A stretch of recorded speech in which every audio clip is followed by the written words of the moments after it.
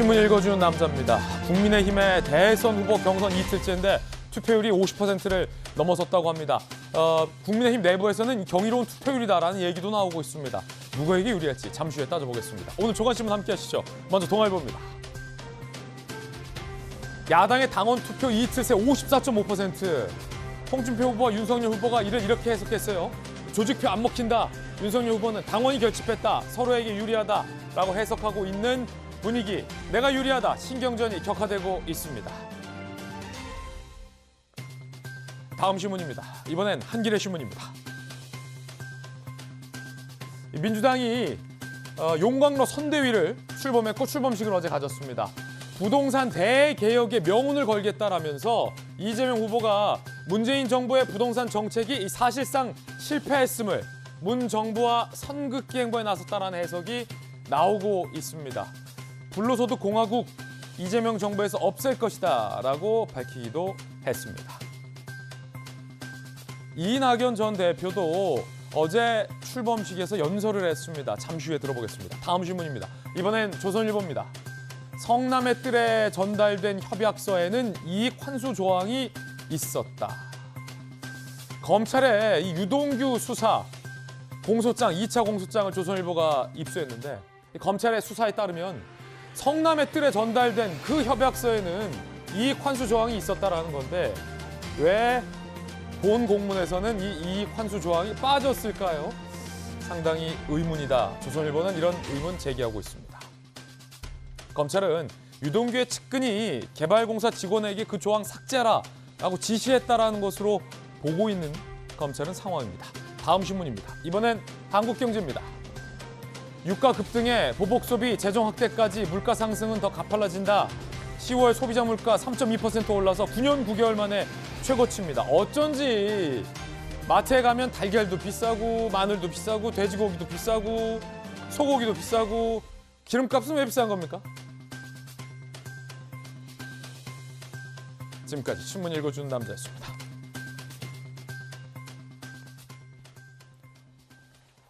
오늘 저와 함께 하신 최고의 전문가들 소개해드리겠습니다. 바르다 박 선생, 박정하 전 청와대 대변인, 그리고 민주당의 전용기 의원 나오셨습니다. 국민의힘의 법사위 전주혜 의원, 그리고 청와대 출입기자 출신의 이재명 선임기자 나오셨습니다. 모두 어서 오세요. 네, 반갑습니다.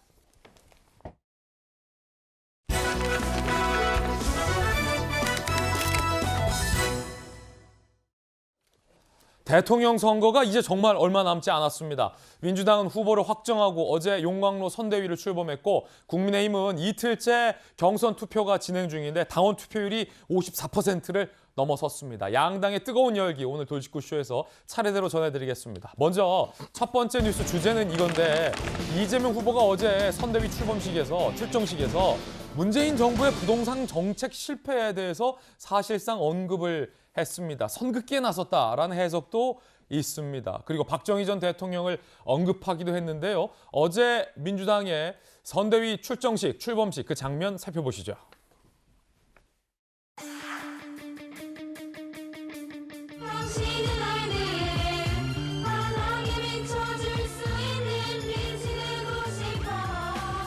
경쟁할 때 경쟁해도 하나 될 때는 하나 됐습니다. 민주당답게 승리하고 새로운 역사 다시 만들어야 합니다. 그 길을 우리 모두 함께 하십시다. 이제 이재명 후보가 바로 민주당입니다. 저와 여러분, 우리 모두는 이제 이재명입니다.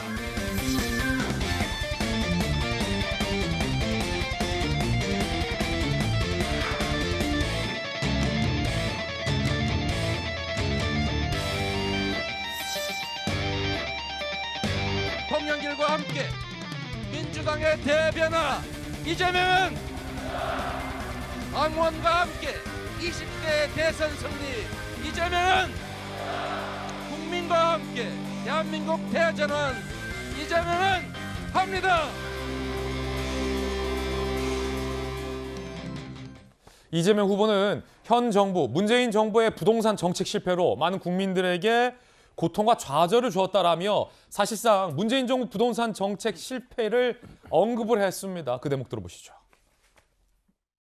부동산 문제로 우리 국민들께 너무나 많은 고통과 좌절을 드렸습니다. 정치인의 한 사람으로서 이 정부의 일원으로서 고개 숙여서 진심으로 사과의 말씀을 드립니다.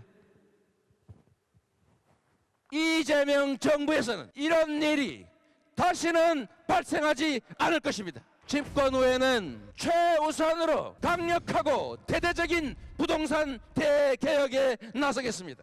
부동산 불로소득 공화국이라는 이 오명을 이재명 정부의 명운을 걸고 확실하게 청산하겠습니다, 여러분. 자, 이재명 기자, 이 대목이 상당히 많은 조간신문들이 흥미로운 포인트로 꼽았는데 현 정부의 많은 국토부 장관들이 수많은 부동산 정책이 있었지만 부동산 정책 실패를 공식적으로 자인하고 사과했던 적이 있었던가요? 뭐 문재인 대통령들 뭐 간접적으로 사과를 했다고 봐야겠죠. 뭐 부동산 정책만큼은 뭐 현 정부에서 가장 뭐 뼈아픈 대목이기 때문에 뭐 여러 차례 이제 비슷한 얘기가 있었지만 그럼에도 불구하고 어제 이재명 후보 얘기는 확실히 차별화, 중도화 전략이다 이렇게 볼 수 있는 측면이 많았죠. 어쨌든 간에 부동산 문제로 인해서 좌절과 고통을 줬다 이렇게 굉장히 직설적으로 어떻게 보면 현 정부의 부동산 정책을 비판한 면이 있었고 특히나 이제 이재명 정부에서는 부동산 불로소득 같은 것 반드시 없애겠다 이렇게 이재명 정부를 7번이나 얘기했기 때문에 확실히 이제 문재인 정부와 다른 어떤 정권의 재창출이면서도 또한 이제 권력 교체다 이렇게 볼 수 있는 여지를 충분히 줬다 이렇게 볼 수 있고 좀 그럼에도 불구하고 좀 다소 좀 의아했던 건 어제 그러면서도 이제 대장동 얘기를 참 많이도 하지 않았었죠. 근데 어떻게 보면 부동산 불로소득의 활용 정점이라면 대장동 사업을 빼놓을 수 없겠죠.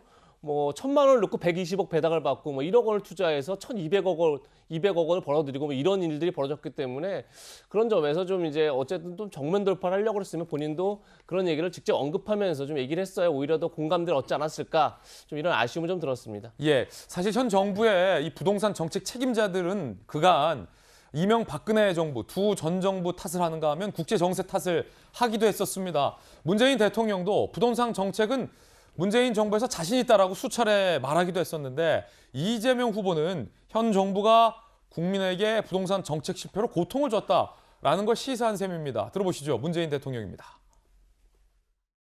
저는 이게 부동산 문제는 우리 정부에서는 이렇게 자신 있다고 이렇게 좀 장담하고 싶습니다. 전국적으로는 부동산 가격이 오히려 하락했을 정도로 안정화되고 있습니다. 부동산 투기와의 전쟁에서 결코 지지 않을 것입니다. 지금 부동산 시장은 상당히 안정이 되는 것 같습니다. 주거 문제의 어려움으로 낙심이 큰 국민들께는 매우 송구한 마음입니다. 박정현 대변인, 네. 이명박 정부에서 청와대 대변인 하셨잖아요. 네. 결국 마지막 문재인 대통령이 송구한다라고 말을 했지만 그 전까지 수차례 부동산 시장은 안정화되고 있다. 부동산 시장은 자신이 있다. 그리고 많은 국토부 장관, 전임 장관들은 이명박 박근혜 정부 탓이다라고 해서 굉장히 좀 억울해하셨었잖아요. 이재명 후보의 부동산 정책 실패, 현 정부의 일원으로 사과한다라는 대목은 이재명 후보가 문재인 정부와 분명하게 선긋기를 한다라는 일각의 해석으로 봐도 됩니까? 오늘 아침 조간에 많은 신문들이 그렇게 부동산 차별화, 부동산으로 인해서 차별화 얘기를 하더라고요. 근데 저는 동의하지 않습니다.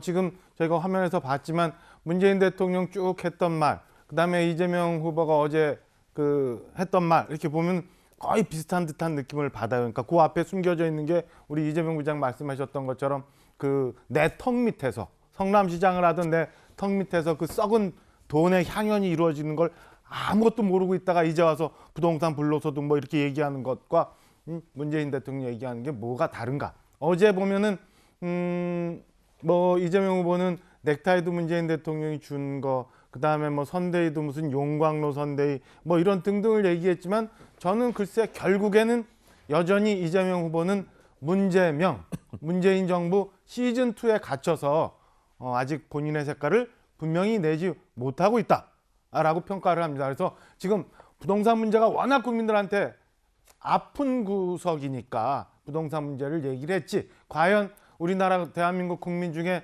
몇 분이 이재명 후보가 어제 얘기했던 부동산 불로소득만은 과감히 없애겠다라는 저 말을 믿을까? 저는 많지 않다고 생각을 합니다. 그래서 저는 이재명 후보가 여전히 용광로 선대위라고 얘기했지만 그냥 다 이렇게 저렇게 모은 것처럼, 그리고 어제 뭐 갑자기 박정희 대통령을 얘기하면서 재난지원금을 또 추진하는 이런 좀 모순된 상황, 문제명이라는 모순된 상황에 갇혀서 아직 헤어나지 못해서 이재명 후보 다음을, 이재명 후보의 색깔을 드러내지 못해서 대한민국 국민의 중도층에 접근하기는 쉽지 않은 국면이다, 이렇게 평가를 합니다. 박정희 전 대변인의 의견 들어봤는데 전용기 의원 옆에 계시니까 또 바로 입장 여쭤보겠습니다. 전용기 의원은 이재명 캠프에서 대변인을 맡았었던, 또 이재명 후보의 생각을 누구보다 잘 아는 의원인데, 민주당 내부에서도 상당히 좀 여러 가지 표현들이 많은데 궁금해요. 앞서서 이제 박정희 전 대변인은 문재명이다라고까지 이제 야당에서 표현했는데, 송영길 대표는 이재명이 돼도 정권 교체다라고 말씀하시잖아요. 정권 연장입니까? 정권 교체입니까? 국민들이 뭐 판단하실 거라고 저는 그렇게 예. 생각을 하고 있습니다. 사실 어저께 있었던 그 선대위 발대식 현장에서 이재명 후보가 했던 것은 문재인 정부에 있었던 빛과 그림자 모두가 이재명의 과오일 수 있고 이재명의 빚일 수 있다, 이렇게 표현을 하셨거든요. 그래서 국민들이 고통과 좌절을 느꼈던 부분에 대해서 사과를 했던 것이고 부동산 대개혁을 예고했던 것입니다. 지금 우리 박정희 대변인께서 말씀을 주셨지만 대장동이라는 민간 합동 개발이라는 지금까지 없었던 개발이 있었기 때문에 부동산 투기라는 부동산 개발 회사가 얼마나 막대한 개발 이익을 얻는가를 우리 국민들께서 보실 수 있었던 그런 역할을 했다라고도 볼 수 있습니다. 그렇기 때문에 충분히 부동산 대개혁을 할 수 있다고 보고 있고요. 우리가 민간 합동 개발을 하지 않았으면 민간의 영역에서 얼마의 이익을 가져가는지조차 가늠할 수 없었는데, 이 사안을 가지고 이제 국민들께서도 반전문가 이상이 됐다고 봅니다.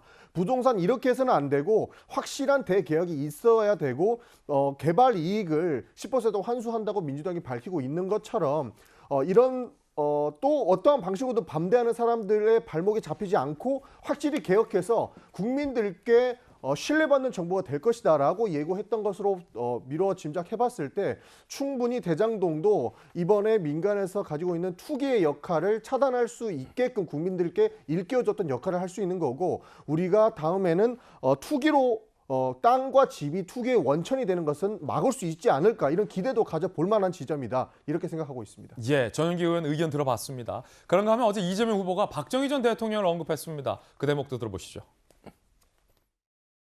상상할 수 없는 대규모의 신속한 국가 투자에 나서겠습니다. 박정희 대통령이 경부고속도로를 만들어서 제조업 중심 산업화의 길을 열었던 것처럼 이재명 정부는 탈탄소 시대를 질주하며 새로운 미래를 열어나갈 에너지 고속도로를 설치하겠습니다. 확실히 이재명 후보가 문재인 정부의 부동산 실패를 사과하고 박정희 전 대통령을 언급하는 것들이 중도층을 공략하기 위해서 상당수 우클릭을 한 행보다라는 분석도 나오고 있는 건데, 국민의힘에서는 이 박정희 전 대통령 언급 부분을 상당히 불쾌해하고 있는 것 같습니다. 이준석 대표의 글입니다. 차베스같이 살아온 사람이 선거 다가오니 간판에 박 전 대통령 걸어놓고 태연하게 말한다. 오늘의 사자성어는 양두굴기다라고 비판했는데, 전주의 의원님 어떻게 보십니까? 박정희 전 대통령을 언급한 저 대목. 뭐 물론 그 박정희 대통령의 국민의힘에 뭐 어떤 고유명사 뭐 이진 않죠. 예. 뭐 이건 뭐 여든 야든 뭐 좋은 정책 했던 것은 뭐 당연히 그것은 다 뭐 이어받거나 뭐 아니면은 또 그렇게 정책을 또 계승할 수도 있는 이제 문제지만, 그래도 또 박정희 대통령을 어제 같은 날 또 언급 좀 했다는 건 아무래도 좀 중도층을 좀 의식하는 그러한 좀 성격이 좀 짙다고 저도 보고 있습니다. 그리고 그 무엇보다 어제 뭐 이재명 후보가 또 여러 가지 좀 좋은 말을 했습니다만, 좀 아쉬웠던 건 총론은 있는데 강론이 없어요. 그러니까 이제 성장을 얘기하는데 좀 어떻게 하겠다. 사실 뭐 그런 게 지금까지 어떠한 그런 그 정책 공약이나 뭐 아니면은 또 후보 토론을 통해서 뭐 제가 이렇게 들은 아주 인상 깊게 들은 이제 그런 얘기는 없거든요. 그래서 이제 결국은 이제 말보다는 결국은 그 내용이 중요한 것이다. 그리고 어떻게 성장을 해갈지, 부동산만 해도 뭐 부동산 정책에 대해서는 이제 어제 뭐 그렇게 사과를 했습니다만, 그 어떻게 그럼 부동산 가격을 잡을 건지, 그럼 제 머릿속에 들어오는 거는 결국 이익 환수예요. 근데 이익 환수라는 거는 뭐 또 찬성하는 분도 있겠지만 이것은 자유시장 경제에 굉장히 반하는 거거든요. 그리고 국가의 또 힘이 굉장히 커지고 오히려 규제가 오히려 강화되고 뭐 이러한 국가의 오히려 이 영향이 더 커지기 때문에 또 그런 면에서 저는 그 강론을 좀 얘기를 할 때 했으면 좋겠다 이제 이런 생각을 가지고 있습니다. 최근 이재명 후보의 정책 내지 공약의 어떤 시그니처는 전국민 추가 재난지원금 1인당 100만 원까지 여러 상징이 됩니다. 당에서는 이재명 후보의 이 정책 내지 공약에 대해서 속도를 가하고 있는 분위기입니다. 연내에 전국민 재난지원금 지급 실현 방안을 실무 논의하기 시작했다. 박완주 정책위 의장은 되든 안 되든 일단 방법을 검토 중이다. 이재명 후보 측 관계자는 대선 후보가 한다면 해야 한다. 추가 재난지원금 최소 15조 원의 재원이 필요한 상황입니다. 자, 이에 대해서 야당의 주자들은 비판하고 있습니다. 윤석열 후보는 검증도 안 되고 실현 가능성도 의문인 아무 공약 대잔치, 선별 지원해야 된다. 유승민 후보는 세금으로 매표행위다. 이분 대통령 되면 나라 곳간 거덜나는 건 한순간이다. 라고 비판하고 있는 그런 대목입니다.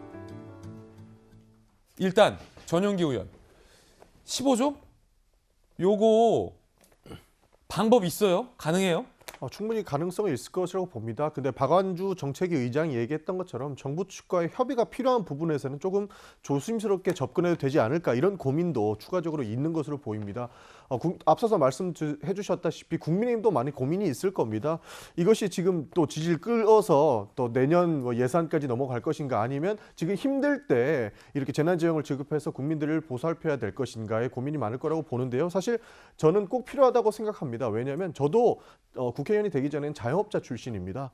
지금 2년간의 공백이 코로나 때문에 있었다고 보이는데요.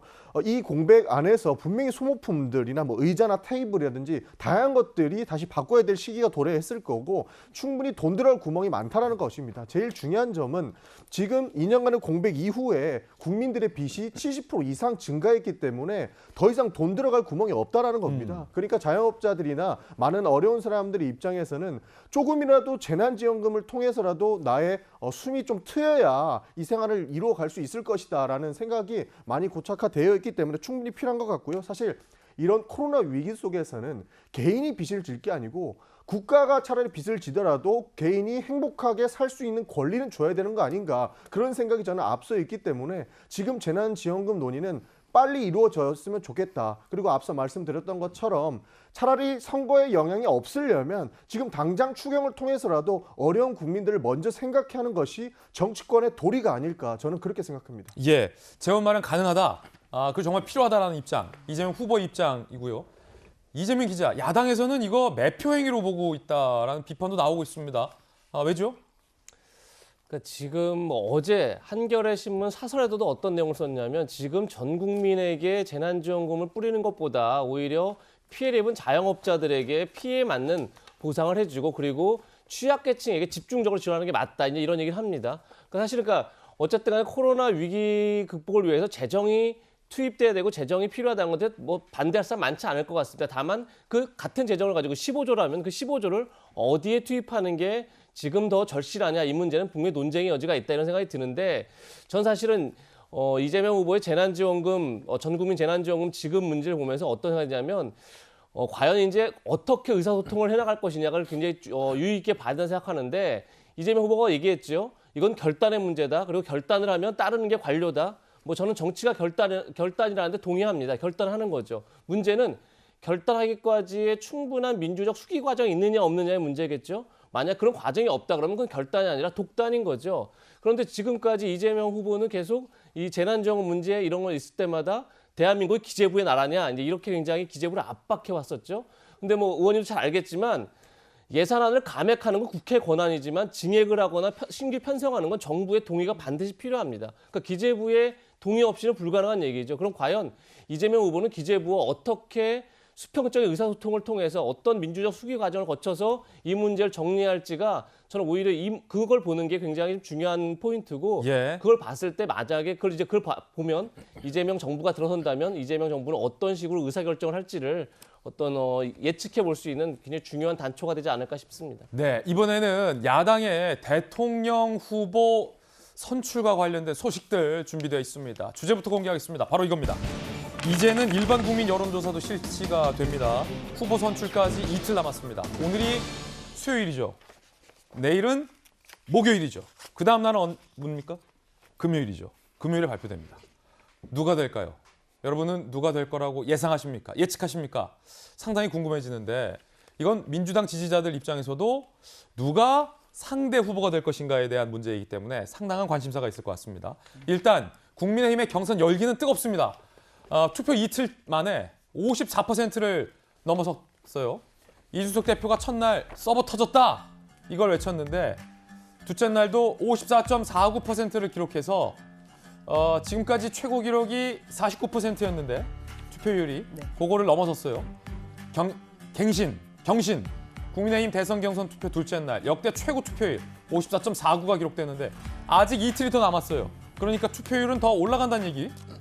자, 그러면 이준석 대표가 예측했던 것처럼 뭐 70% 가까이 육박할 가능성도 거론되고 있는 상황. 거기에 오늘부터 이틀간 일반 여론조사도 함께 실시가 됩니다. 자, 전주혜 의원님, 국민의힘 내부에서 일단 분위기가 상당히 고무되어 있는 것으로 저도 알고 네. 있는데 네. 일단은 투표율이 높다는 것은 네 편 내 편 따질 게 아니라 굉장히 기분 좋은 일. 그러고 관심이 되면 흥행이 된다는 얘기인데 그렇죠. 전주혜 의원 보시기에는 네. 누구한테 유리한 거예요? 서로들 다 나한테 유리하다고 생각할 수 있을 것 같아요. 그래요? 어떤 네. 포인트들에서? 그러니까 당원이 일단은 새로 이제 신규 당원이 당원들이. 한 19만 정도가 이제 되는데 네. 이제 그게 다 이제 나한테 유리한 당원이다 이렇게들 좀 생각하실 수 있을 것 같습니다. 그래서 아무래도 이제 뭐 중도 전통적인 이제 지지층에서는 뭐 아무래도 뭐 윤석열 후보를 좀 지지하는 좀 경향이 나타나고 있는데요. 근데 이제 19만 정도가 이제 더 추가가 됐기 때문에 이제 이 표심이 좀 어디로 갈지는 이거는 좀 예측하기가 쉽지는 않은 것 같아요. 그래서 뭐 다 모든 캠프가 다 나한테 유리할 거다 이렇게 생각할 수가 있을 것 같고요. 제가 뭐 당에서도 다 좀 의견이 분분합니다. 예. 이게 결과가 어떻게 될지에 대해서. 당 내에서도 의견이 분분해요? 네, 그리고 또 기자님들도 예. 절반 정도로 나뉘더라고요. 그래서 기자들도 사실 예측 못하고 있다. 네, 예. 분분하다 의견이. 네, 그래서 이 사람 맞으면 이 사람. 예, 그래서 어떠한 결과가 나오든지 간에 좀 박빙의 승부가 되지 않을까 그렇게 어. 생각하고 있습니다. 예, 근데 저는 개인적으로는 그래도 이제 그 당심을 갖는 분이 예. 후보가 되는 것이 좋다.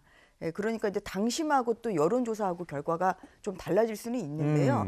아무래도 당심을 좀 가지신 분이 좀 그래도 후보가 되는 것이 앞으로 이제 또 당원들이 또 열심히 선거운동을 해야 되는 상황이고, 그리고 또한 그런 분들이 또한 적극적으로 또 투표장에 나가실 분이기 때문에 네. 그래서 만약에 결과가 뭐 당심과 그 여론조사 결과 좀 다른 결과 나온다고 하면 저는 개인적으로는 당심을 좀 얻는 분이 좀 최종 후보가 되는 것이 우리의 승리의 가능성을 좀 높인다 이렇게 생각하고 있습니다. 전주혜 의원님 생각 들어봤습니다. 소위 당심에서는 윤석열 후보가 앞서고 일반 여론조사에서는 홍준표 후보가 앞선다라는 분석들도 나오고 있는데 두 분의 이야기 한번 들어보겠습니다. 먼저 어제 윤석열 후보는 충청을 찾았습니다. 전국적으로 많은 지지를 받고 있다라고 이야기했습니다. 윤석열 후보 이야기부터 먼저 들어보겠습니다.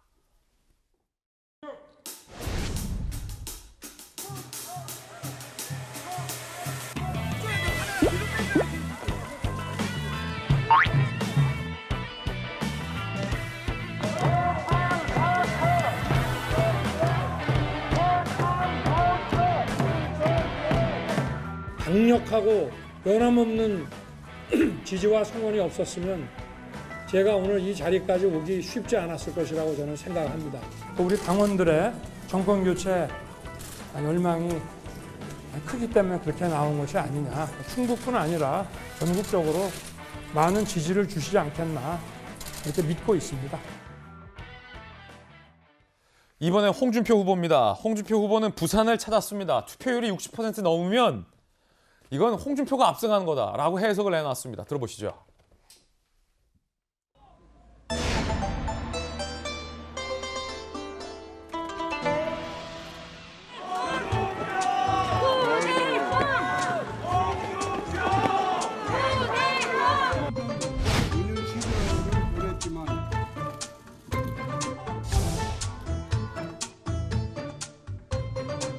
저 홍준표에게 압도적으로 표를 몰아주시기 바랍니다. 이런 투표율은 우리 당 역사상에 없었습니다.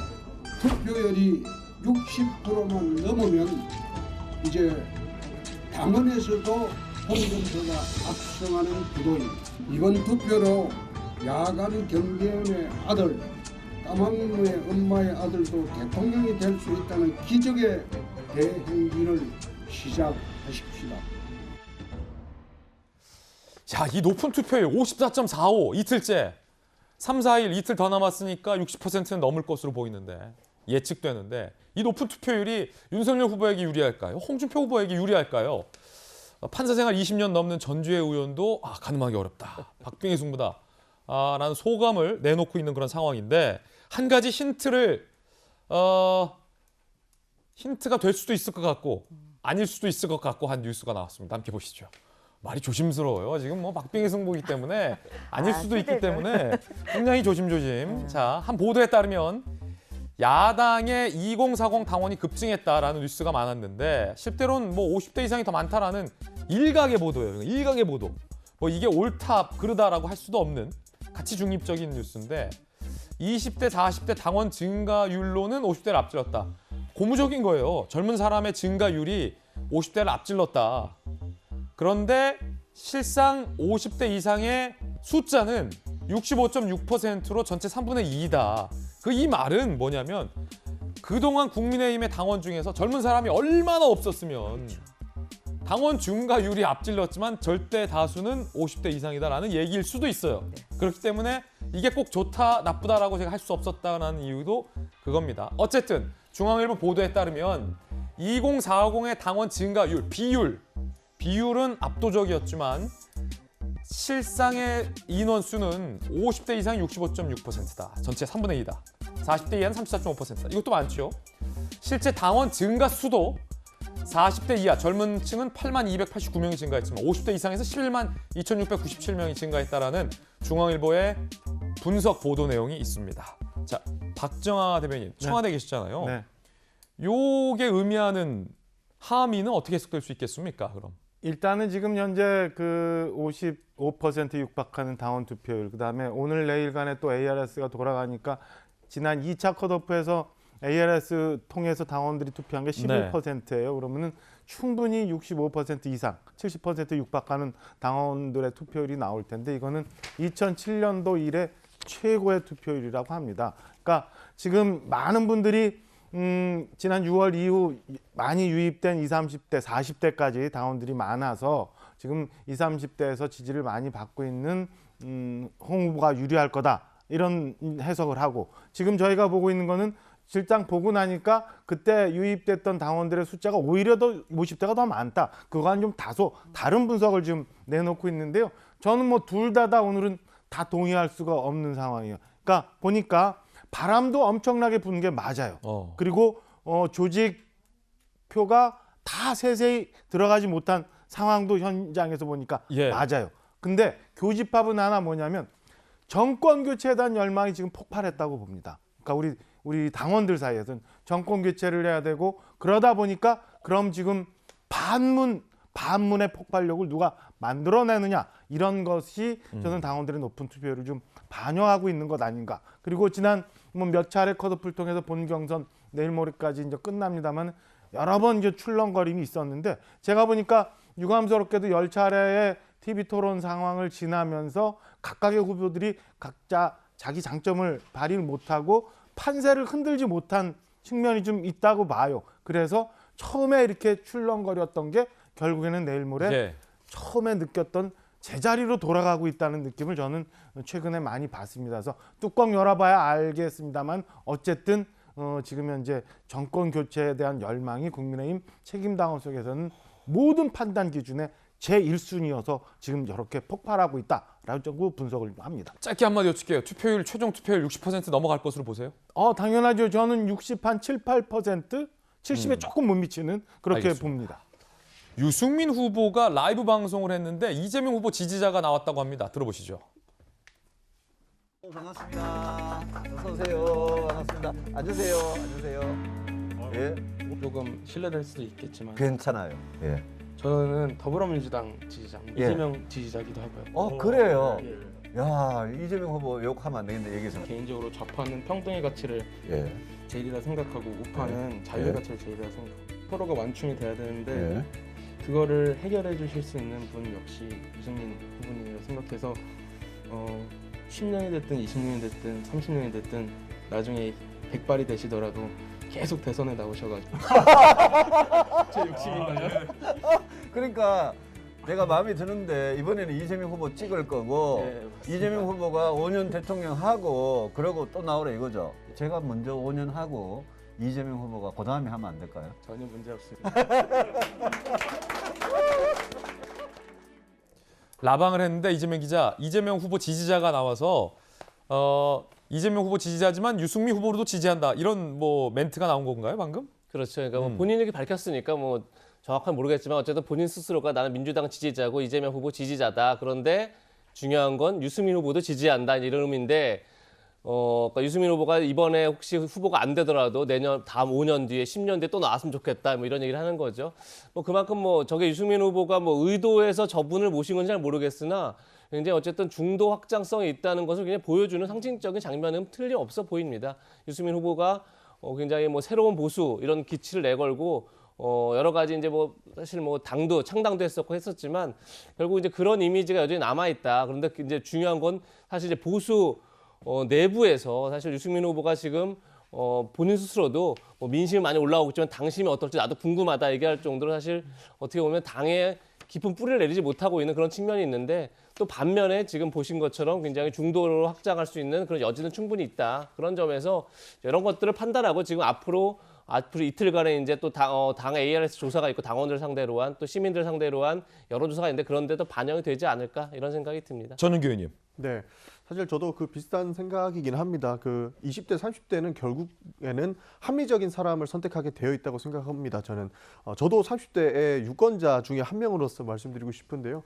굉장히 저는 우리 정치가 그 뭐 보수와 진보를 나누는 것보다 굉장히 실용적인 정치로 가야 된다는 것을 동의하고 있다라는 말씀을 드리고 싶고요. 예. 사실 한마디만 더 보태면 아까 그 박정희 대통령을 이재명 후보가 이야기함으로써 국민의힘에서는 굉장히 뭐 불편한 기색을 내보쳤기는 한데요. 사실 그 이재명 후보는 이제는 민주 진영의 후보보다는 실용주의의 후보로 나서고자 하는 그런 모습을 보여줄 수 있다. 그래서 2030도 우리가 충분히 아우를 수 있는 그런 모습을 보일 수 있지 않을까. 저는 그렇게도 생각합니다. 예, 원희룡 후보는 대장동에서 청와대까지 43km 도보 투쟁에 나섰습니다.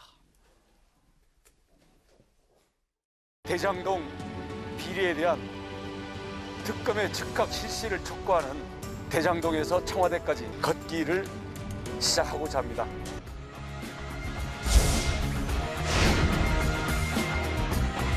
성남 시청에 왔습니다. 대장동 비리, 백현동 비리, 이재명 후보는 자신이 관여한 바가 없다라고 주장하고 있습니다. 시장의 개입 없이는 이루어질 수가 없습니다. 제명 산성에 책임을 진다면 이재명 후보가 갈 곳은 청와대가 아니라 바로 시청일 것입니다.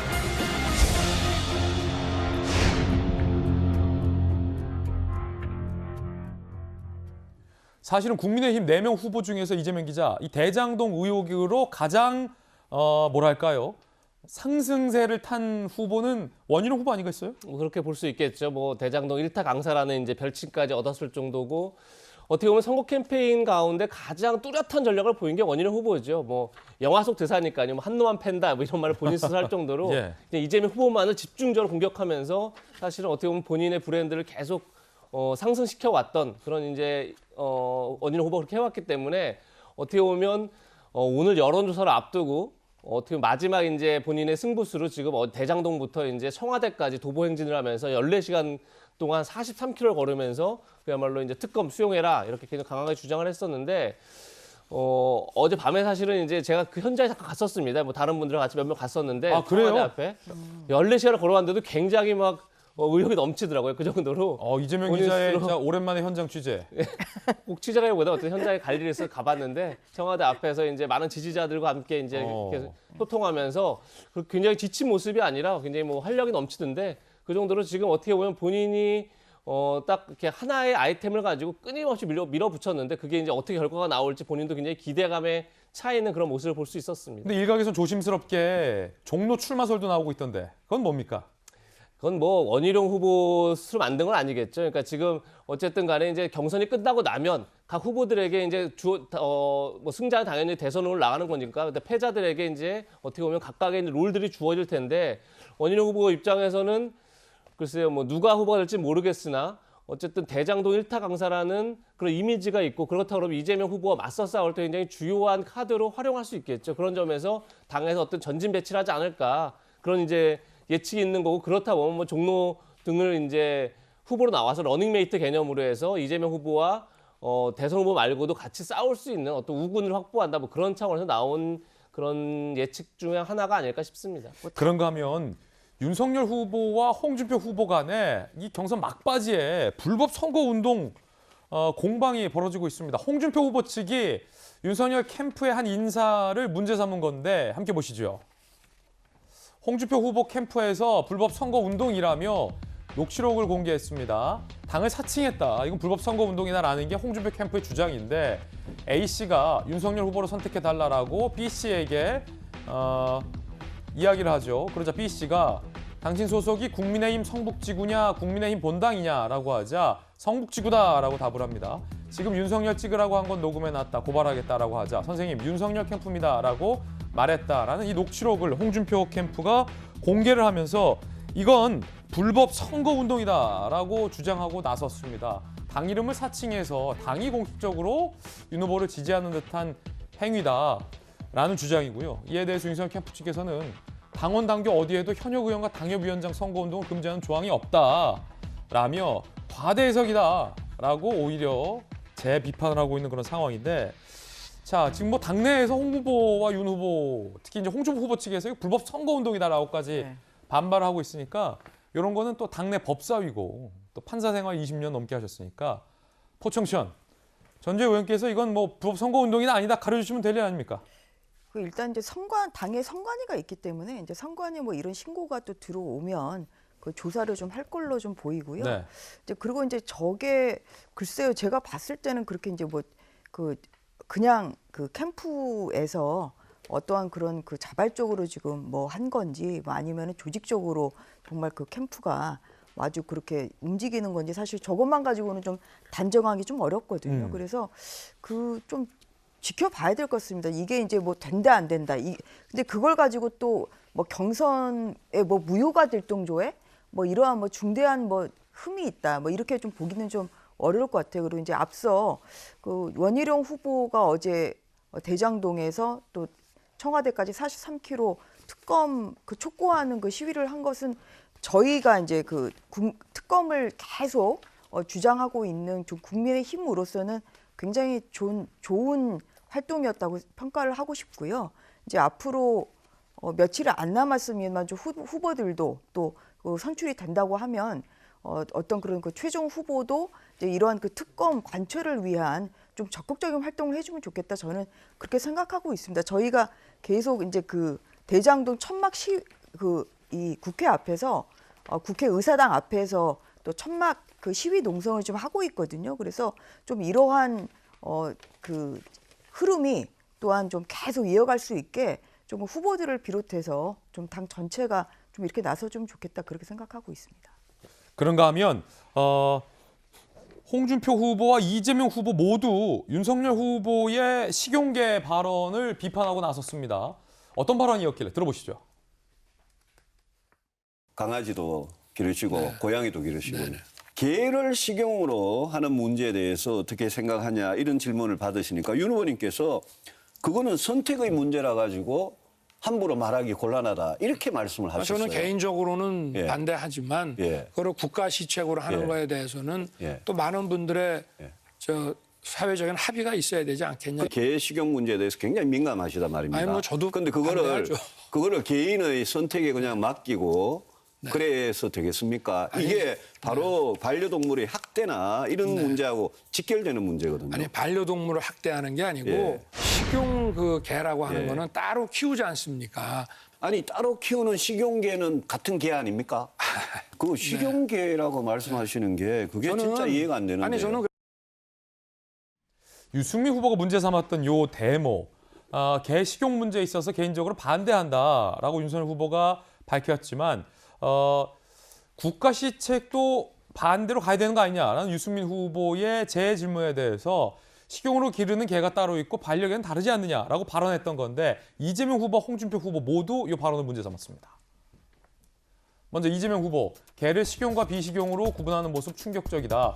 태어날 때부터 식용인 개는 없다. 홍준표 캠프의 대변인은 틈만 나면 토리사랑 과시해 오지 않았나. 진짜 반려견 사랑하는 거 맞냐라고 비판을 했습니다. 자, 박정아 대변인, 네. 어떻게 보십니까? 글쎄요. 뭐 이렇게 내일 모레 결과가 어떻게 나오겠지만은 저는 또 한 번의 좀 말실수였다고 분명히 보고요. 기회가 만약에 주어진다면 윤석열 후보가 좀 더 우리 사회 전반을 좀 한번 이렇게 둘러보는, 그다음에 좀 경험해보는 시간을 좀 가졌으면 하는 생각입니다. 그러니까 일반인이 상식적으로 알고 있는 것과 좀 다른 부분이 있으면 빠른 시일 내에 후보도 좀 노력하고 캠프도 노력해서 좀 교정하고 제대로 된 상황을 좀 알아야 이런 실수들이 좀 없지 않나. 라는 생각이고요. 자꾸 이렇게 비 맞으면은 안 좋아지는데 어쨌든 이런 일이 최종적으로 뭐 누가 되실지 모르지만 우리 국민의힘 후보 모두 다 저런 실수들이 없도록 좀 스스로 좀 챙겨봤으면 하는 생각 말고는 뭐 더 드릴 말씀이 없네요. 이번에 저희가 준비한 다음 이슈입니다. 검찰이 이번에는 김만배 씨를 잡아놓을 수 있을까가 검찰 수사와 관련된 초유의 관심사입니다. 저희 국민의힘의 법사위 전주혜 의원도 이 자리에 나와 계시지만 검찰의 수사에 대해서 민주당 내부에서도 이 비판적인 시선이 꽤 많은 상황인 겁니다. 검찰의 수사 의지가 없다. 검찰이 한 달째 되도록 뭘 했느냐라는 조간신문의 비판의 목소리도 상당히 높은 상황입니다. 오늘 김만배 씨의 구속 여부가 이르면 결정이 될 것 같은데 잠시 후에 이 김만배 씨에 관련된 이야기 나눠보도록 하겠습니다. 자, 그 가운데 이재명 후보가 과거 임대주택은 손해이기 때문에 안 하겠다라고 밝혔던 녹취가 야당에 의해서 공개되면서 논란이 되고 있습니다. 아시다시피 임대주택은 서민을 위한 국가가 할 수 있는 공공부동산 정책의 가장 대표적인 정책인데 공공개발을 그동안 주장해왔던 이재명 후보가 과거 이 공공개발의 대표 사례인 임대주택을 안 하겠다, 손해기 때문에 라고 발언했다라는 대목인 것에서 논란이 시작됩니다. 들어보시죠. 도시공사가 왜 이익을 내야 되냐? 궁극적으로 이익 낼 필요가 없죠. 여기 남겨서 뭐 하겠어요? 결국 써야지.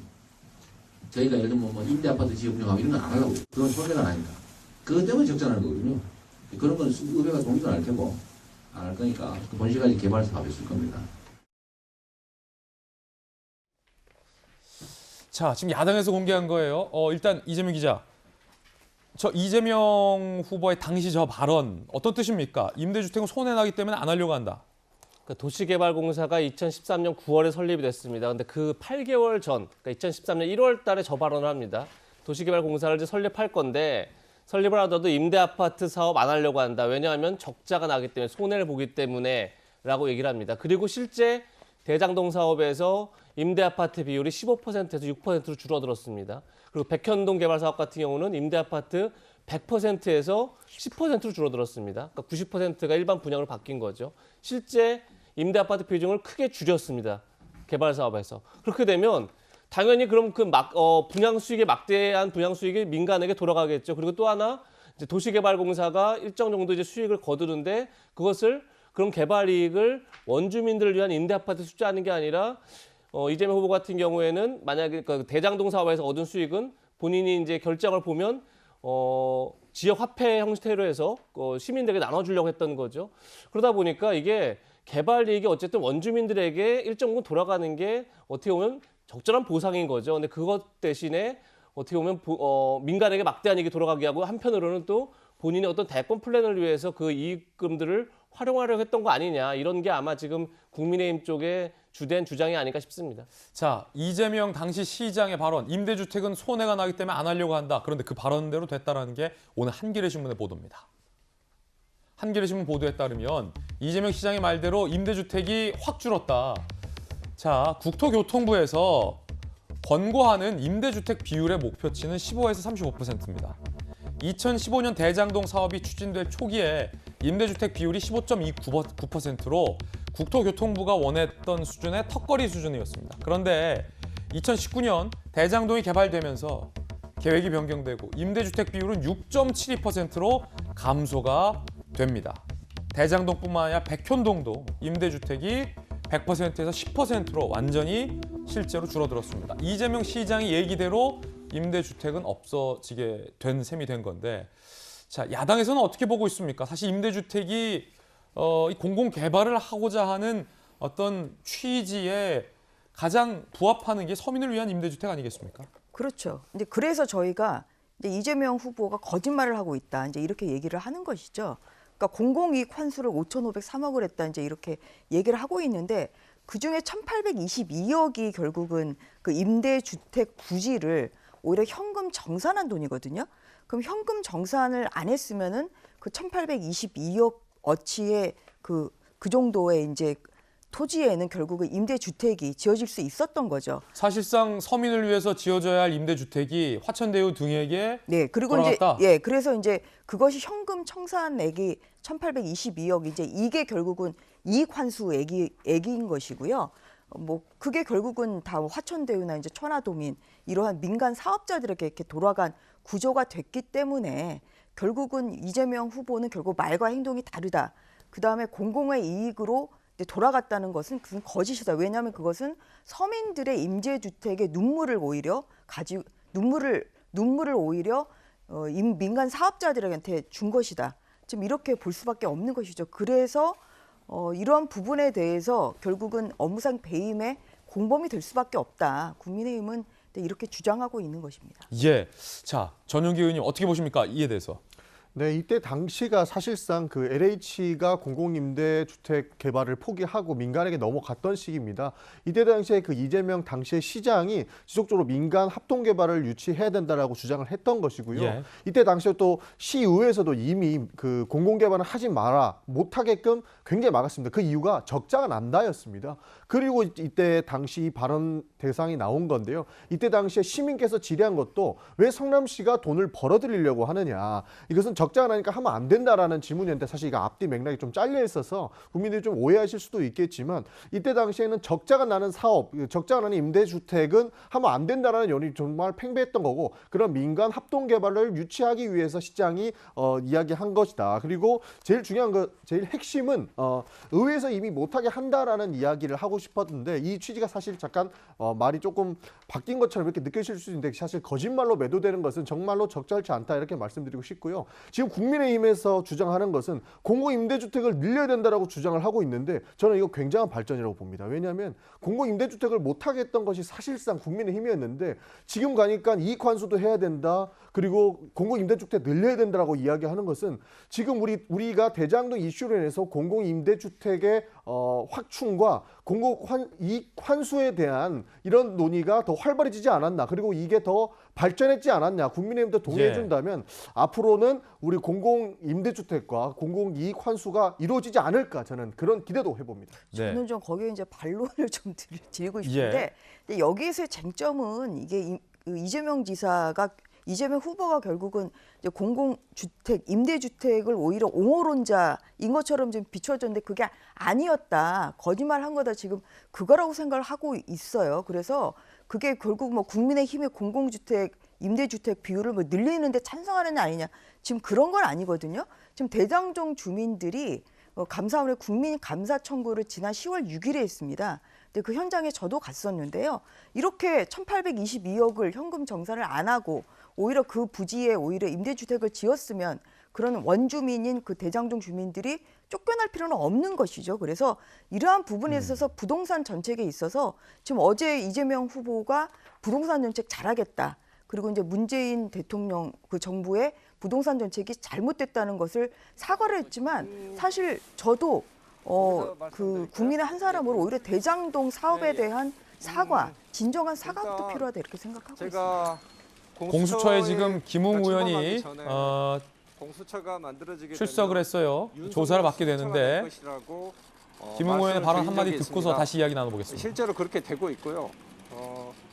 공수처가 출범하기 직전에 더불어민주당 원내대표가 공수처장을 만난 자리에서 더불어민주당과 공수처는 협업관계다라는 이야기를 했습니다.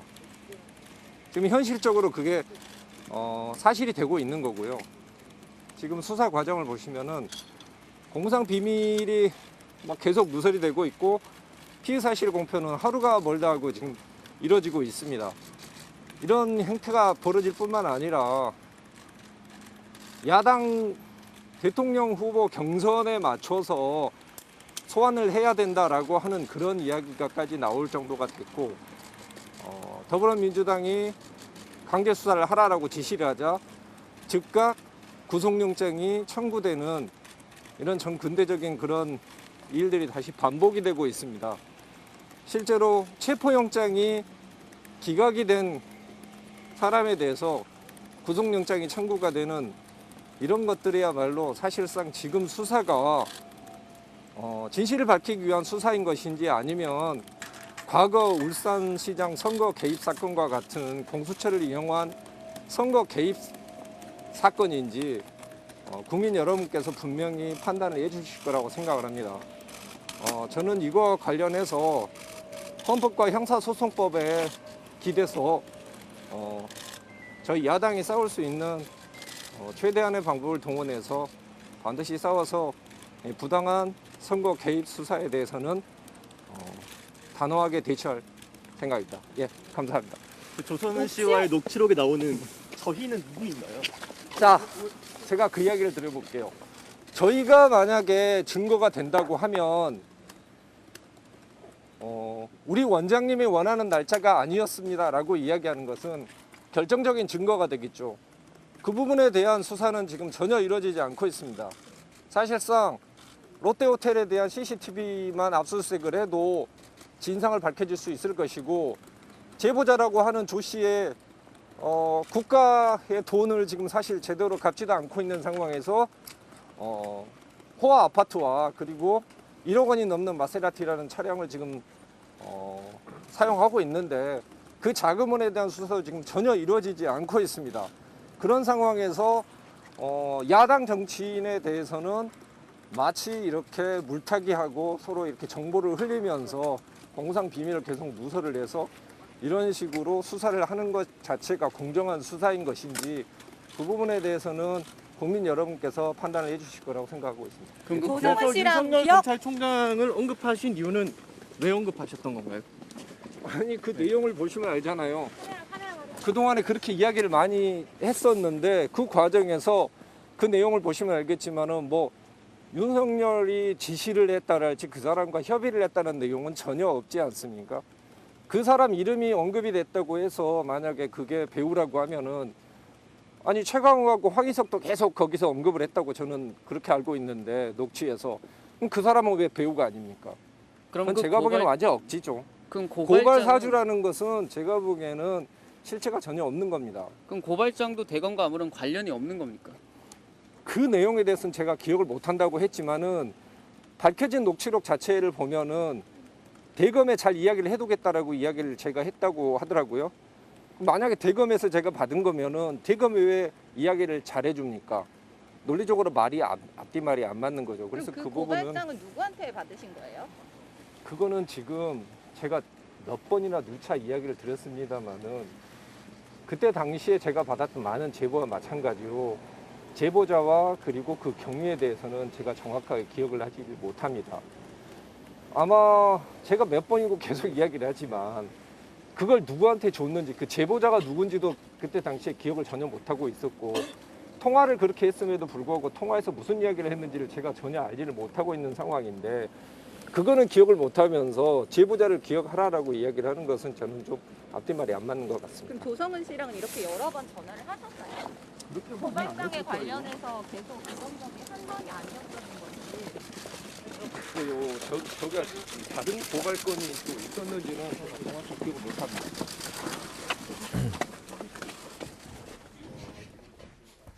자, 잠시 후에 자세히 얘기 나눠보겠지만 관련된 질문 몇 가지 드리고 다시 이야기 이어갈 텐데 정혁진 변호사님 나오셨습니다. 네네. 네.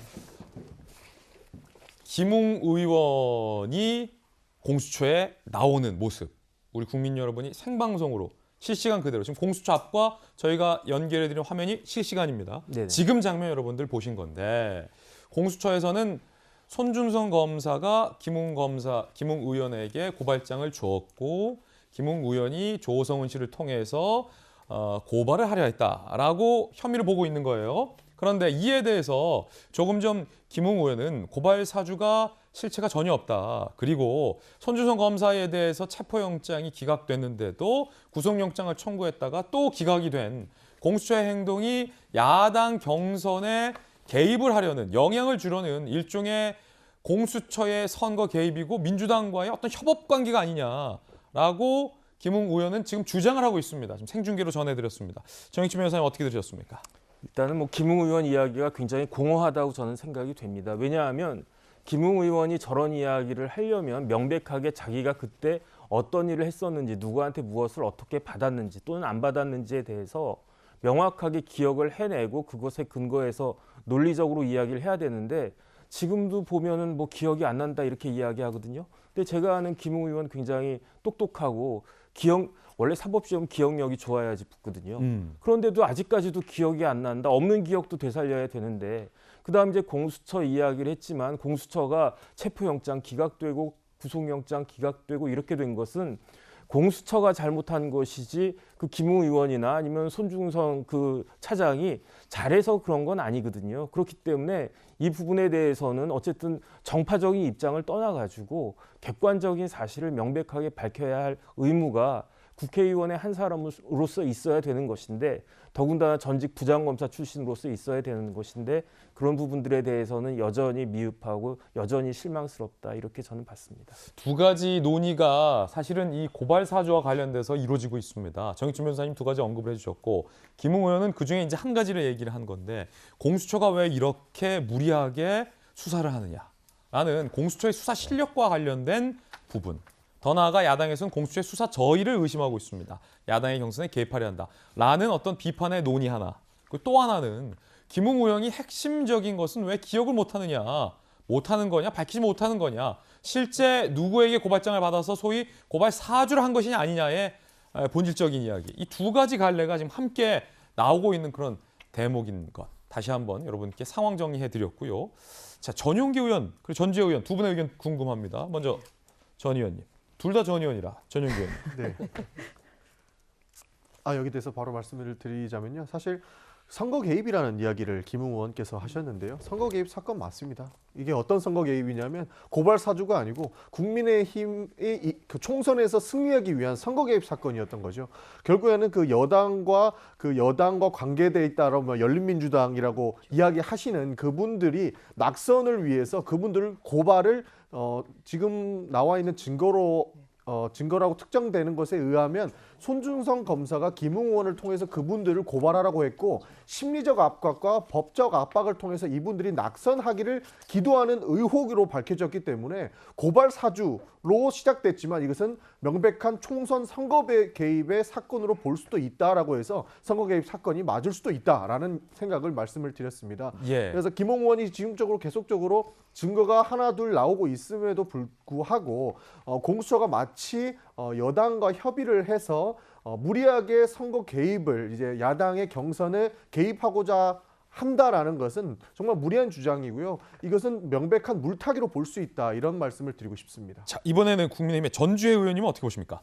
이 고발 사주 의혹 사건의 이제 가장 중요한 것은 결국은 뭐 선거 개입 여부보다는 오히려 윤석열 그 당시 그 총장의 결국은 개입이 가장 이제 중요한 것이라고 생각합니다. 이제 그런 면에서 이제 시민단체의 고발 이 9월 6일에 있었는데 3일 만에 광속도로 9월 9일에 공수처가 아무런 정말 객관적인 근거도 없이 고발장만에 의해서 윤석열 총장을 그 현재의 그 국민의힘 그 대선 경선 후보인 윤석열 후보를 입건을 했다. 그리고 또 그 이후에 지금 계속 그 수사를 이렇게 끌어오고 있다. 이것은 오히려 공수처가 대선 개입을 하려는 시도라고 볼 수밖에 없는 것이고요.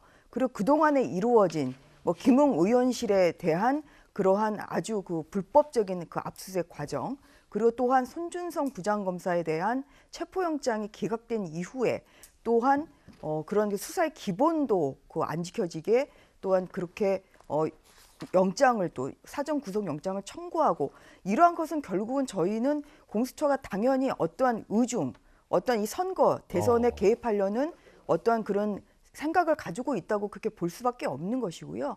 그런 면에서 공수처의 이 중립성과 공정성이 매우 의심된다.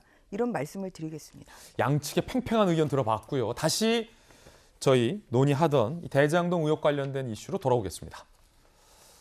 김만배 씨가 굉장히 뭐랄까 이런 말을 했습니다. 이재명 후보가 배임이 아니면 나도 배임이 아니다. 내가 배임이면 이재명 후보도 배임이다. 어떤 의미일지 상당히 좀 궁금해집니다. 이재명이 아니면 나도 아니야. 김만배 배임 부인. 근데 이게 단순 부인이 아니라 이재명 후보를 끌고 들어가는 거예요. 김만배 측 변호인단. 화천대유는 이재명 후보가 공개적으로 밝힌 대장동 개발 원칙에 따른 거다. 이 때문에 우리가 배임이면 이재명 후보도 배임이고 이재명 후보가 배임이 아니면 우리도 배임이 아니다. 라고 이재명 후보를 끌고 들어갔습니다. 현재 정익진 변호사님, 검찰은 유동규 씨와 김만배 씨가 함께 배임 공범이다라고 영장에 적시한 것으로 보도가 되고 있는데 이에 대한 김만배 씨의 입장이 지금까지는 김만배 씨는 이재명 시장의 이름을 거론하지 않았어요. 무관하다라고 서로 다 선을 그어왔단 말이에요. 그런데 갑자기 배임과 관련해서 김만배 씨가 나는 내가 개발사로서의 자산관리소에 일을 했을 것뿐이다. 배임이 아니다. 라고 부임한 게 아니라 내가 배임이면 이재명 후보도 배임이다. 라는 논리를 갖고 온 배경이 뭐라고 생각하세요? 갑자기? 일단은 자기가 주모자가 되니까 사실 유동규 전 본부장도 있지만 유동규나 김만배나 이제 두 분이 실질적으로 이것을 끌고 간 사람이냐 아니면 그 윗선에 있는 것이냐 누군가가 그것에 따라서 형량이 틀려질 거 아니겠습니까? 아니 돈이 1,000억 있으면 뭐합니까? 나이가 환갑이 다 됐는데 뭐 10년 20년 그 감옥에 있으면 그건 큰 의미가 없단 말이죠. 그러면서 지금 나름대로 이렇게 이야기를 한 게 김만배 씨가 뭐라고 이야기했냐면 이것은 정책적 판단이다. 시장의 정책적 판단이다. 첫 번째는 수익은 고정이익이 되어야 하고 두 번째는 건설사가 배제되어야 하고 그다음에 세 번째는 대형 금융기관이 들어와야 된다. 이 세 가지 원칙을 시장이 제시했기 때문에 거기에 맞춰서 일을 했다라고 하는 것인데 사실은 이 세 가지 원칙 자체가 아무리 정책을 그렇게 세웠다고 하더라도 그것이 그 어떻게 보면은 그 공사에 그다음에 시에다가 피해를 입힌 것이다라고 한다면은 그 부분 자체가 또 배임이 될 수가 있는 거거든요. 검찰이 뭐라고 이야기를 했냐면은 대장동 사업이 투명하고 공정하게 진행이 돼서 공사의 이익을 위해서 직무를 수행해야 함에도 불구하고 업무상 그러한 임무를 위배해가지고 그 공사에게 막대한 손해를 끼쳤다. 그 손해액이 물론 이제 많이 줄어들고 있습니다. 수천억에서 1,163억, 그다음에 651억까지. 그래도 651억이라고 쳐도 그게 어마어마하게 큰 돈 아니겠습니까? 이러한 것에 대해서 그 제대로 그 소명을 하지 못한다라고 한다면 그러면 아마 김만배 씨는 거기에 대한 책임을 부담할 수밖에 없을 텐데 그렇다고 하더라도 자기가 주동자는 아니었다라고 하는 것을 밝히고자 하는 것이 아닌가 싶습니다. 갑자기 지금 이 시점부터 이재명 시장의 뜻에 따라서 우리는 한 것뿐이다 라고 지금 김만배 씨가 얘기를 하고 있는 건데 검찰의 수사를 놓고 일각에서는 이재명 후보에 대해서 조사도 하지 않는 사실상의 윗선 수사를 하지 않고 유동규 김만배 선에서만 수사를 끝내려는 건 아니냐라는 비판의 목소리가 야당을 중심으로 나오고 있잖아요. 그 상황에서 김만배 씨가 이런 입장을 냈다는 건 정익진 변호사님, 검찰에게 이 후보 배임 조사도 못하면서 왜 우리에게 배임을 적용하냐? 거기가 배임 아니면 나도 배임 아니다. 라는 소리로도 해석될 수 있는 겁니까? 그래서 저도 일단은 정점에는 배임이라고 하는 것은 공사에 소속되어 있는 사람이 주체가 돼야 되는 거죠. 왜냐하면 김만배 씨가 외부에 있는 사람인데 공사에 손해를 끼칠 이유도 없고 끼쳤다고 하더라도 그거는 배임과는 전혀 다른 문제란 말이에요. 그렇기 때문에 지금 현 시점에서의 정점은 유동규 본부장에게 있는 것인데, 그런데 유동규 본부장 선에서 이러한 일들이 벌어졌을 것인가, 그 위로 올라가가지고 밝혀져야 되는 것인데 왜 위로 올라가지 않고 옆이나 혹은 그 아래 정도로 나한테까지 이야기를 하느냐, 그런 그 의미를 시사하는 바가 있는 것 같다는 그런 생각이 드는데. 알겠습니다. 네. 김만배 씨의 주장대로라면 정혁진 변호사가 방금 말씀하셨던 것처럼 all or nothing이 되는 거예요. 우리말로 하면 윗선까지 전부가 배임이 적용될 수 있거나 아니면 모두가 배임이 아니거나, 이게 김만배 씨의 주장이거든요. all or nothing. 그런데 현재 검찰의 수사는 all or nothing이 아니라 유동규와 김만배에게만 한정이 되어 있습니다. 김만배 씨의 주장대로라면 검찰의 수사는 상당히 잘못됐다라는 얘기가 되는 거고, 모두가 배임이 아니거나 이재명 후보부터 다 배임이 되거나, 그 주장을 하고 있는 거 아니에요? 그렇게 볼 수 있겠죠. 그러니까 김만배 주장이 굉장히 흥미로운 건데, 왜 흥미롭냐면, 자, 이재명 후보가 이렇게 얘기했습니다. 초과이익 환수를 하면 그건 공모지침서 위반이 된다. 따라서 공모지침서에 따라서 초과이익 환수를 할 수 없었다가 지금 이재명 후보의 지금까지 주장입니다. 그런데 검찰의 얘기 뭐냐면 그 공모지침서가 바로 화천대를 비롯해서 이 대장동 사업팀의 의도대로 만들어진 겁니다. 그러니까 이 공모지침서를 쉽게 해서 이재명 후보가 민간 사업자에게 불리하게 만드는 지침서가 아니라 민간 사업자가 원하는 지침서를 만들어준 겁니다. 그래서 이제 김만배 씨 등은 이 지침서대로 사업을 진행한 겁니다. 그런데 이 지침서가 잘못됐기 때문에 배임을 걸었습니다. 그러면 이 지침서를 만든 사람은 누구죠? 최종 결정권자는 누구죠? 그것이 바로 이재명 시장이라고 보는 거죠. 이 지침서를 만들기 전에 시의회 의결까지 받았던 사안입니다. 시장을 모르게 할 수는 없는 거죠. 누가 보더라도. 그러니까 이 지침서가 이재명 시장에게 보고가 됐을 테고, 당연히 이재명 시장의 결단, 이재명 후보가 늘 얘기했던 결단에 따라서 만들어진 지침서입니다. 그런데 이 지침서가 그야말로 김만배 씨나 남욱 씨가 정영학 회계사 등이 원했던 방향으로 만들어졌습니다. 그렇다 그러면 이 지침서 자체가 배임의 결정적 증거라면 이 지침서를 만든 사람은 이재명 후보고, 결국 그렇기 때문에 김만배 주장은 내가 배임이면 이재명 후보도 배임이다, 이렇게 주장하는 게 아닌가 싶습니다. 한편 이재명 후보 입장에서는 유동규에게 당했다, 속았다라고까지 얘기하고 있는 상황에서 김만배 씨는 이재명이 배임이면 나도 배임인데 이재명이 배임 아니면 나도 배임 아니다 라고 주장하는 게 좀 불쾌하게 느껴질 법한데, 이 김만배 씨 주장에 대해서 전윤기 의원은 어떻습니까? 사실 이제 본인의 이제 치부를 들춰내기 싫어서 물타기 하는 거라고 사실 볼 수밖에 없는데요. 불쾌하다. 지금 여기서는 그 김만배 씨의 변호인들이 그렇게 얘기를 한 거잖아요. 그 변호인도 이재명 당시 시장은 배임죄와 전혀 무관하다라는 것을 이미 알고 있는 것이 아닌가, 이런 생각도 있습니다. 왜냐하면 대법원 판례에 보면 정책적 판단은 사익 추구가 개입되지 않으면 배임죄가 아니라는 이미 그런 판례가 있기 때문에 이 사람이 아니면 나도 아니다. 그렇기 때문에 내가 변호해야 되는 김만배 씨는 배임죄가 아니다, 이런 얘기를 하고 싶은 거죠. 그렇기 때문에 저희로서는 불쾌할 수밖에 없는 입장이고, 대장동 이슈가 아까 얘기했던 대법원 판례도 나왔던 사익 추구에 초점이 맞춰 있다면 사익을 추구했던 김만배 씨와 유동규 씨는 당연히 배임죄고요. 이 돈이 어디로 흘러가는 것인가를 보면 충분히 이 대장동의 몸통은 누구고 누가 사익 추구를 해서 누가 문제가 되는가는 우리 국민께서 충분히 판단하실 수 있을 것이라 저는 그렇게 보고 있습니다. 전지현 의원님.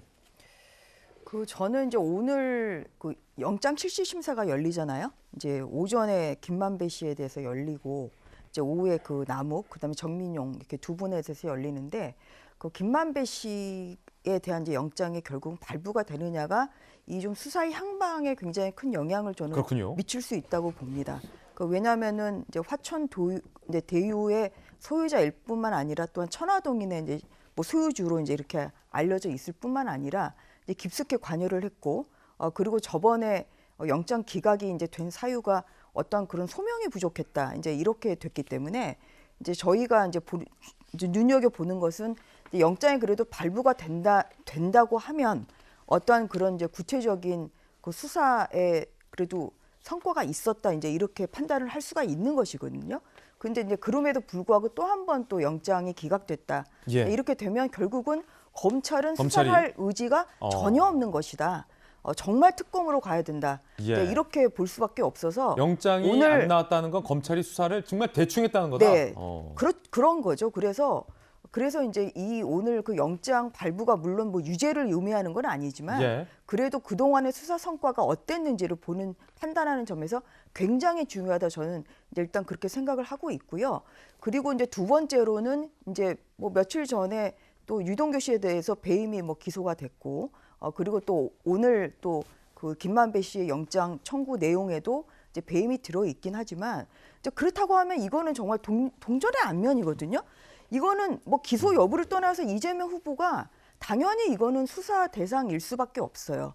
왜냐하면은 성남시장으로서 이 사업의 가장 그 중요한 결국은 최종 결재권자이자 인허가권자이죠. 그렇기 때문에 어떠한 그런 업무상 배임 여부를 떠나서 일단은 조사를 해야 된다.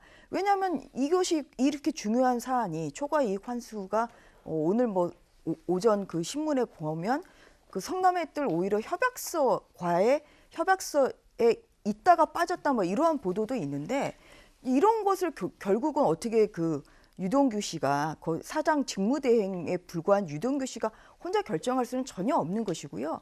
그래서 시장에게 결재를 했는지 사실 이런 부분을 밝혀야 된다는 면에서 저는 오늘 그 영장의 결과 굉장히 중요하다고 보고 있습니다. 예, 이 못지않게 뜨거운 소식도 두 가지 지금 준비가 되어 있습니다. 바로 공개하겠습니다. 공수처와 TBS. 김인호 서울시 의회 의장이 오세훈 시장의 예산 삭감은 보복 여부인지 살피겠다라고 뉴스공장을 옹호하고 나서서 논란이 되고 있습니다. 잠시 후에 이야기 나눠보겠습니다. 조금 전에 김웅 의원도 공수처에 출석을 했고 손준성 검사에 대해서도 조사를 공수처가 했습니다. 함께 보시죠.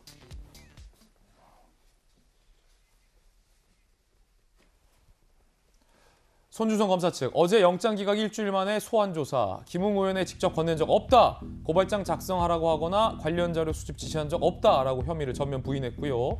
자, 공수처는 특히나 이 손준성 검사에 대해서 체포영장 기각됐고 구속영장에 성명불상을 한 문장에 5번 가까이 쓰는 등의 굉장히 부실한 대목이 논란이 된 바 있습니다.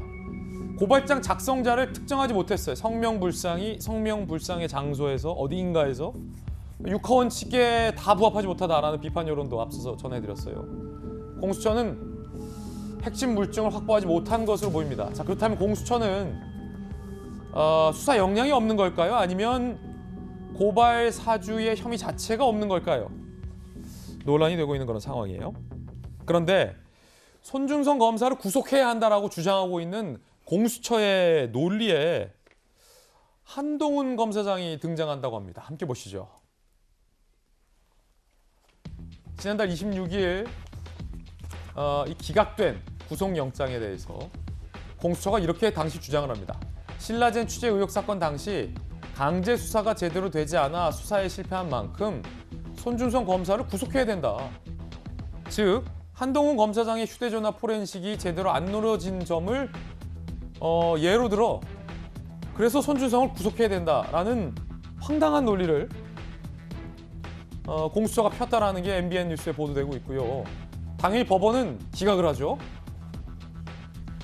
법조계 고발 사주 사건과는 전혀 별개인 실내인 취재 의혹 사건을 거론하여 송 검사의 구속 필요성을 주장하는 거 황당할 따름이다라고 하고 있는데 정익진 변호사님. 네.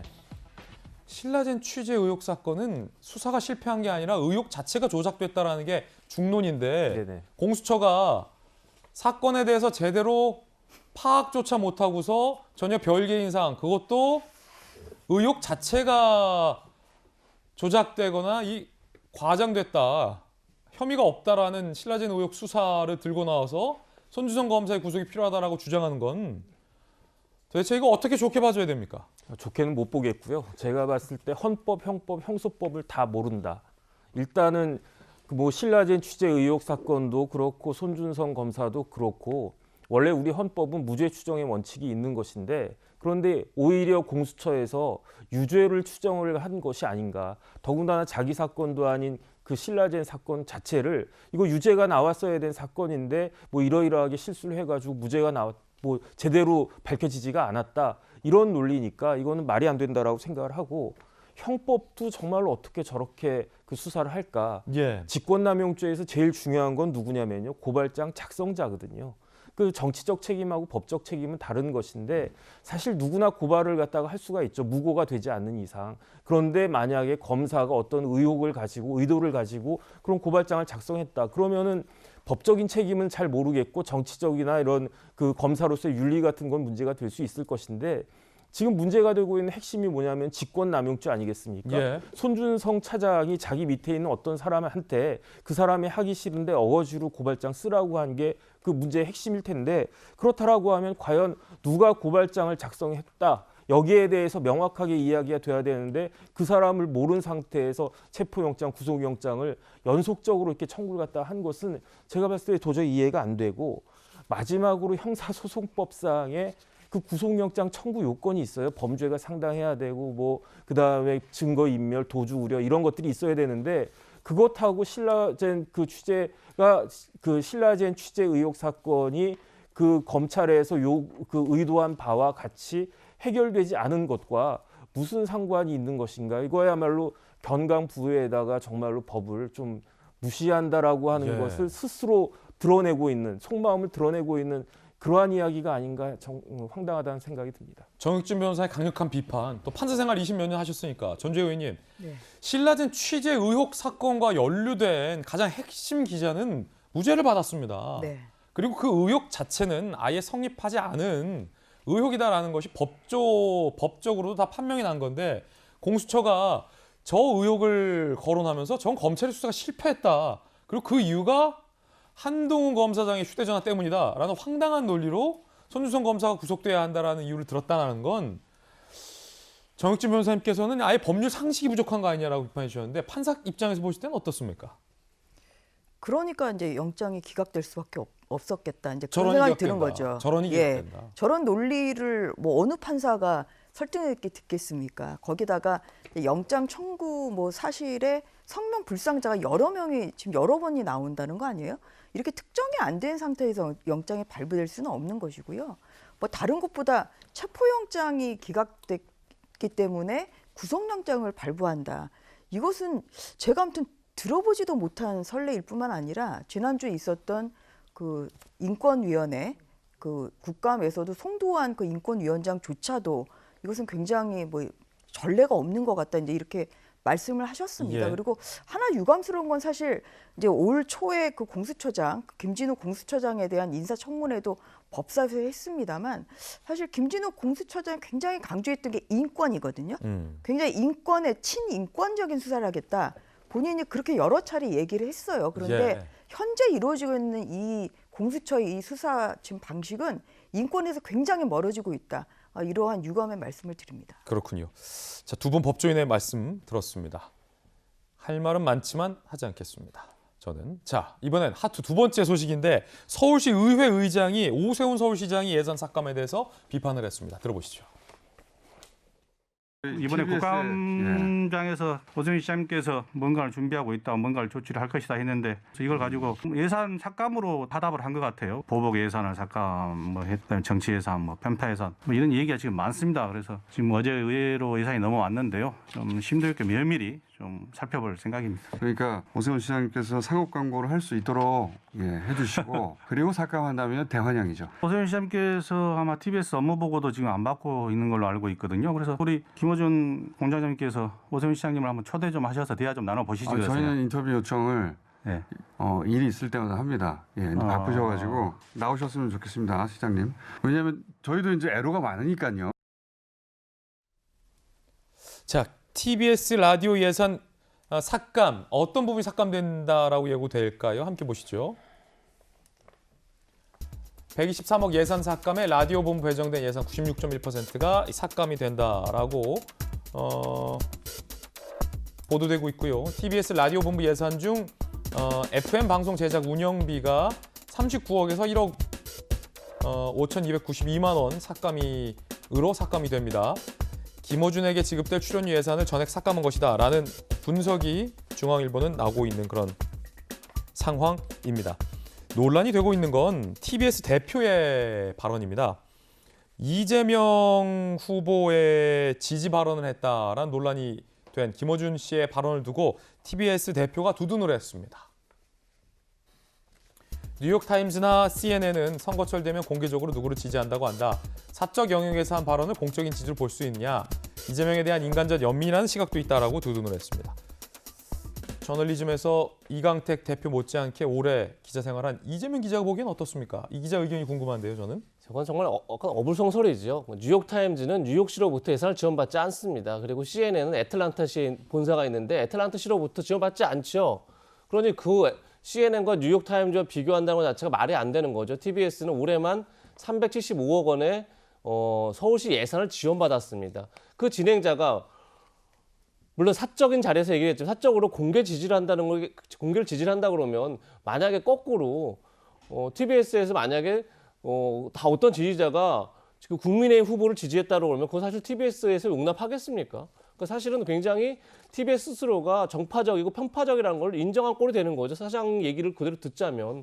그러니까 저건 굉장히 무리가 있다 이런 생각이 들고 지금 TBS가 물론 지금 조금 전에 예산 삭감도 받지만 아니 만약에 저게 96% 삭감해서도 운영이 된다면 정말로 방만한 운영을 했다는 걸 자인하는 거고 저게 아니라면 거의 뭐 시위라는 거죠. 예산 삭감 시위라는 건데 사실은 어쨌든 간에 재단을 새로 편성해서 어떤 독립방송으로서 새로 이렇게 새 출발을 하려고 그러면 그만큼 신뢰성을 확보하는 게 먼저다 이런 생각이 분명히 들고 그런 점에서 TBS도 먼저 이렇게 스스로 자성하는 시간이 필요하지 않을까 이런 생각이 듭니다. 자, 이 삭감 발언이 나온 다음 날 김어준 씨가 생방송에 지각하는 일도 있었다고 합니다. 뭐 불가피한 일이 있으면 지각을 하는 일도 있을 수 있겠습니다만 공교롭게 이 123억 삭감 얘기가 나오고 있을 때 20분을 생방송에 지각을 해서 청취자들의 문의가 빗발쳤다고 합니다. 하차했나, 잘랐냐, 잘린 거냐, 음모냐, 외력에 의한 거냐, 청취자들에게 다양한 반응도 났다고 하는데 정익준 변호사님, 또 공교롭게 123억 삭감 이런 얘기가 나올 때 또 생방송에 20분을 개인적인 일로 지각을 하면은 조금 이제 청취자 입장에서는 저는 의문을 가질 법도 하죠. 그러니까 지각을 한다라고 하는 건 사실 있을 수가 없는 일인데 이제 저는 개인적인 생각으로는 이제 저런 이야기가 딱 나오니까 좀 속이 안 좋았나 그런 생각이 들 수도 있고 그 다음에 이제 김어준 씨가 오래 했잖아요. 그러니까 매너리즘인가 그런 생각도 있을 수 있고 여기에 대해서 김어준 씨가 명확하게 좀 이야기를 해가지고 그러한 오해를 해소하는데 그 도움이 될 수 있는 이야기를 하는 게 그 진행자로서 마땅한 도리 아닌가 싶고 그다음 저는 그 김어준 씨 그 유튜브 방송 제가 들어봤거든요. 예. 개인적으로 어떤 생각이 들었냐면은 판사가 업무 시간 끝난 다음에 변호사 역할하는 거 아닌가 저는 사실 그런 생각까지 들었습니다. 더군다나 영향력이 굉장히 많은 그러한 사람이니까 굳이 저런 이야기를 안 해도 그 나름대로 여러 가지 할 수 있는 것들이 있었을 텐데 그렇게까지 노골적으로 이야기할 필요가 있었는가 사실 그 부분도 좀 그 마음에 걸렸습니다. 정익준 변호사 의견까지 들어봤습니다. 저희들은 60초 광고 후에 돌아오겠습니다. 잠시 후에 뵙죠. 네, 오늘 저희가 준비한 소식 모두 다 전해드렸습니다. 저희들은 내일 아침 8시 50분에 더욱더 풍성한 소식 들고 인사드리겠습니다. 오늘 하루는 분명 어제보다 나을 겁니다. 좋은 하루 되십시오. 고맙습니다.